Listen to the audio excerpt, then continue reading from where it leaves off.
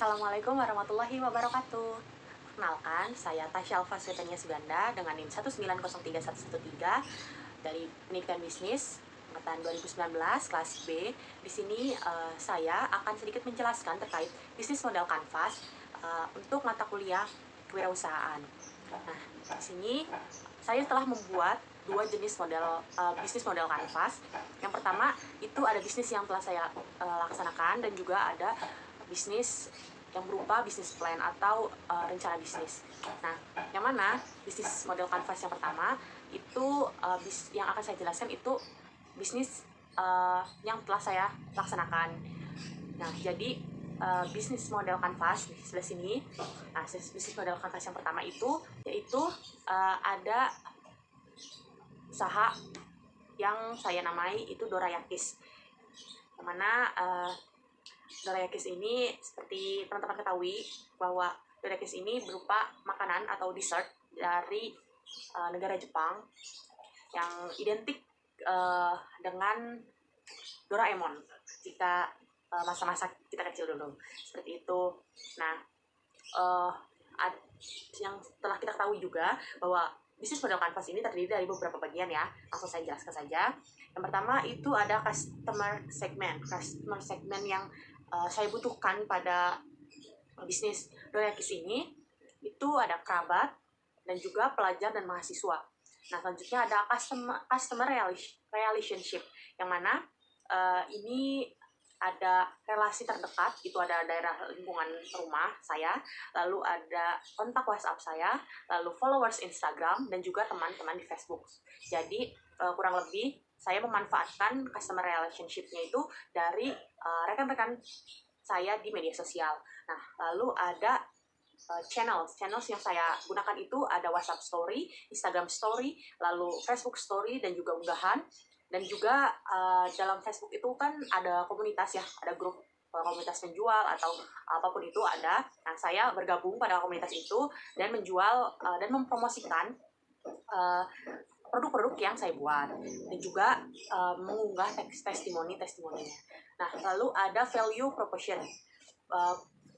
proportion ini, yang pertama ada bahan-bahan utamanya ini saya menggunakan bahan-bahan yang berkualitas. Lalu rasa yang mengikuti tren masa kini, jadi rasanya itu atau varian-varian rasanya itu diupdate sesuai dengan yang sedang digemari saat ini seperti itu. Lalu ada rasa yang dapat disukai oleh semua kalangan usia, yang mana misalkan itu coklat itu pasti saja walaupun mungkin ada beberapa yang tidak suka coklat, tapi dari kalangan muda, anak-anak, remaja dan juga dewasa itu dapat menikmatinya. Lalu yang terakhir itu menu yang bervariasi atau beragam. Jadi di Dorayakis ini selain menyediakan dorayaki yang dengan berbagai rasa, kami juga menyediakan beberapa varian lain seperti itu. Lalu ada key activities, yang mana key activities ini meliputi proses produksi, proses distribusi, lalu juga rutin melakukan promosi via media sosial seperti WhatsApp, Instagram, dan juga Facebook. Nah, lalu ada key research. Ini ada direct selling dan juga media sosial yang telah mana saya sebutkan tadi. Saya menggunakan beberapa media sosial itu. Lalu ada key research yang mana saya menggunakan direct selling dan juga media sosial, yang mana telah saya sebutkan dari tadi bahwa saya menggunakan berbagai media sosial untuk mempromosikan produk saya. Lalu ada key partners. Key partners ini ada kerabat atau keluarga, lalu ada toko bahan kebutuhan, yang mana untuk menyediakan bahan-bahan ini saya bekerja sama dengan toko bahan kebutuhan seperti itu. Lalu ada revenue streams ini saya ada pengalaman berbisnis, yang mana ini merupakan hal dasar yang saya ambil bahwa pengalaman bisnis ini bisa saya jadikan acuan untuk kedepannya. Lalu ada juga laba bersih atau pendapatan, yang mana pendapatan ini dapat saya gunakan atau sebagai bonus dari bisnis yang saya kembangkan. Lalu ada cost structure, yang mana ini ada biaya produksi dan juga biaya pemasaran. Seperti itu untuk bisnis model kanvas yang telah saya jalankan bisnisnya, usahanya berupa Dorayakis. Nah, baik, untuk selanjutnya ini ada bisnis model kanvas yang kedua, yang mana uh, dirancang sebagai sebuah bisnis plan yang akan saya laksanakan nanti, seperti itu. Jadi bisnis plan yang saya buat di bisnis model kanvas ini yang bernama Key Staff App. Nah, jadi maksud dari Key Staff App ini seperti kita ketahui bahwa uh, minat remaja atau kebanyakan dari warga Indonesia saat ini itu terhadap kebudayaan Korea, uh, baik dari musik popnya maupun juga drama film seperti itu. Nah, jadi di sini saya ingin mengembangkan untuk memudahkan juga para pecinta atau penyuka K-pop ataupun K-drama seperti itu untuk dapat membeli peralatan seperti merchandise ataupun staff-staff yang lainnya itu melalui aplikasi dan juga website yang saya buat seperti itu. Nah, jadi dari bisnis model kanvas yang sini ada customer segment, yang mana customer segment ini sudah pasti para penggemar K-pop atau K-drama dan juga pelajar dan mahasiswa, karena kebanyakan dari pecinta K-pop ini itu rata-rata dari kalangan pelajar dan juga mahasiswa. Lalu ada customer relationship, yang mana customer relationship ini saya bekerja sama dengan para penggemar K-staff, para penggemar K-staff atau maksudnya Korean merchandise seperti itu. Lalu dari sosial medianya dan juga ada email newsletter, lalu ada komunitas offline. Jadi selain kita membuatkan aplikasinya, kami juga merancang untuk membuat store offline, lalu menyediakan beberapa diskon dan juga promo tentunya untuk menjadi sebuah daya tarik terhadap para penggemar K-pop seperti itu, dan juga referral tentunya.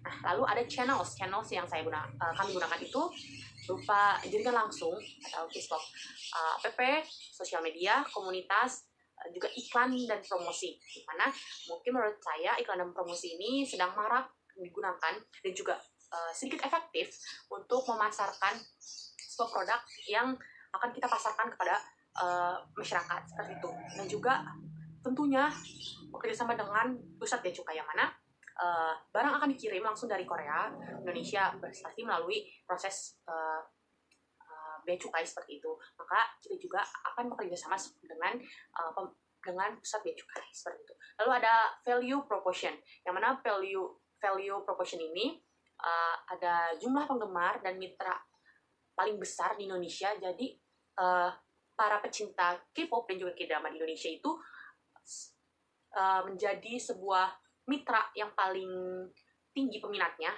di kalangan Korea entertainment khususnya. Nah, jadi Korea itu melihat Indonesia itu sebagai sebuah mitra yang sangat sangat terbuka. Dari itu saya ingin memanfaatkannya. Lalu ada dari keuntungan dari aplikasi ini itu mudah digunakan oleh pemula sekalipun. Jadi tidak merepotkan gitu ya. Jadi kami juga akan menyediakan beberapa bahasa. Jadi tidak hanya berbahasa Inggris, jadi akan ada keterangan bahasa Indonesianya seperti itu.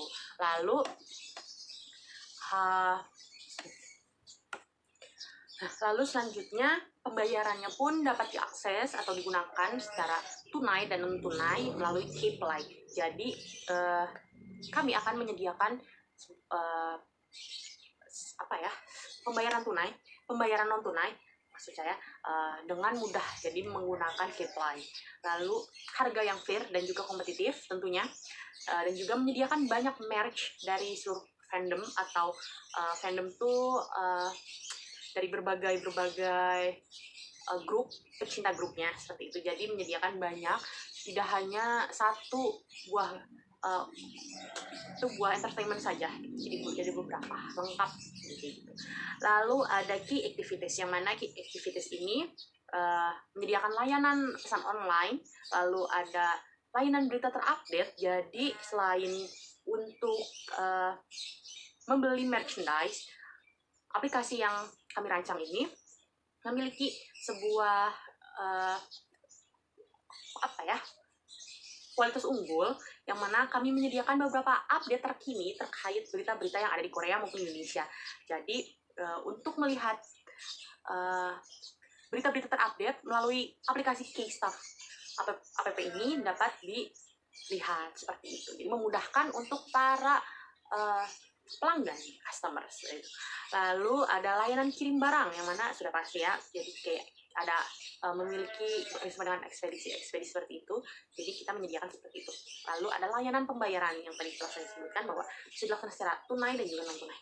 Lalu ada K-Research yang mana K-Stuff app ini bermitra dengan reseller ataupun seller yang ada di Korea seperti itu. Dan juga tentunya pusat bea cukai. Lalu ada K-Partners yang mana itu bersama dengan reseller Korea, lalu bekerja sama dengan agensinya tentunya, jadi untuk lebih memudahkan proses pembelian atau pengiriman dari Korea ke Indonesia. Lalu ada penyediaan pusat ekspedisi. Penyedia pusat ekspedisi di sini, jadi selain untuk menjaga di kantor offline atau kantor pusatnya, kita juga menyediakan pusat ekspedisi yang mana untuk meringankan atau memudahkan proses pengiriman dari Korea ke Indonesia seperti itu. Dan juga dengan pihak perbankan untuk layanan top up KPlay, yang mana ini sudah pasti dilaksanakannya karena kami juga menyediakan pembayaran non tunai menggunakan KPlay, maka kami juga harus bekerja sama dengan pihak perbankan seperti itu. Nah, selanjutnya ada cost structure. Cost structure ini ada sistem gaji dan bonus untuk para reseller, mitra dan juga staff karyawan. Lalu ada sewa server dan pengolahan data, sudah pasti karena pasti akan diperhitungkan debit kreditnya. Lalu ada gaji untuk para pegawai kantor pusat dan juga biaya pemasaran. Nah, untuk revenue streams-nya itu ada untuk pengguna layanan K-Stuff app, mana selain dari pendapatan para customer membeli merch dari agensi atau boy group yang mereka gemari, kami juga akan mendapatkan AdSense dari pengguna layanan K-Stuff app, karena aplikasi ini kan tidak hanya untuk membeli merchandise saja, tapi untuk melihat berita terupdate pun bisa seperti itu. Lalu ada pengisian ulang atau top up saldo KPlay seperti itu, dan juga tentunya ada laba bersih atau juga pendapatan. Nah, berikut tadi itu adalah bisnis model Canvas yang kedua, yaitu bisnis plan yang saya gagaskan, dan juga yang pertama tadi sudah saya jelaskan terkait bisnis model Canvas yang telah saya laksanakan bisnisnya. Maka dari itu mungkin cukup sekian yang dapat saya sampaikan. Mohon maaf jika ada kesalahan, kurang lebihnya mohon maaf. Wassalamualaikum warahmatullahi wabarakatuh.